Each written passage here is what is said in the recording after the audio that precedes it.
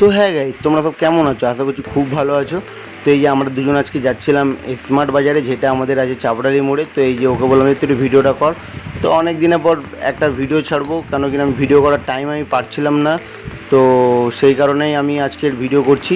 আর সত্যি কথা বলতে ভিডিও ছাড়তে পারিনি বলে কেউ কোনো কিছু মনে করো না, যারা যারা আমার ভিডিও পছন্দ করো।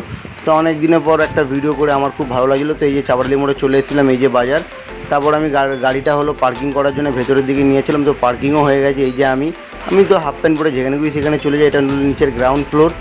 তো এই যে আমি উঠে গেছি লিফটের সিঁড়িতে, হ্যাঁ, যেটাতে আমাদের ওই বিগ বাজারের মধ্যে আছে, তার মানে স্মার্ট বাজারে আছে, আমি বারবার ভুলে যাচ্ছি খালি। তো এই যে আমরা দুই বন্ধু যাচ্ছিলাম, খুব এনজয় করেছি। খালি এর মুখটাই খালি কীরকম একটা, তার মানে ঠিকঠাক করতে পারে না মুখটা। তো এই যে এখন নিতে এসেছিলাম, যেটা নেওয়ার সেটা নিই। তো একটা গ্রিন পিস বয়েল ছিল, আর একটা হলো কর্ন ছিল। আর দুটো মাল নেওয়া হয়, তোমার দুটো মাল নেবো বলে এসেছিলাম। তারপর কাউন্টারে চলে গেলাম, কাউন্টারে বিল ফিল করছিলাম।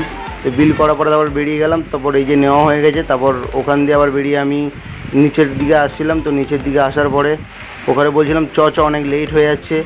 তারপর ওকে বলছি যে দেখ আমি কীভাবে নিতে যাচ্ছি। তারপর একটুখানি মাঠে খেলা দেখছিলাম। এই যে আমি ওদের কোচ হিসাবে একটুখানি গাইডনেস করছিলাম। তারপর আমি বললাম যে দেখ এরা যেরকম খেলছে তুই তো বেকার ঘুরে বেড়াস, আমার বন্ধুটাকে বলছিলাম। তারপর ওখান থেকে খেতে গেলাম, কিছু খেয়ে হয়ে এই যে দুটো চা নিয়েছি।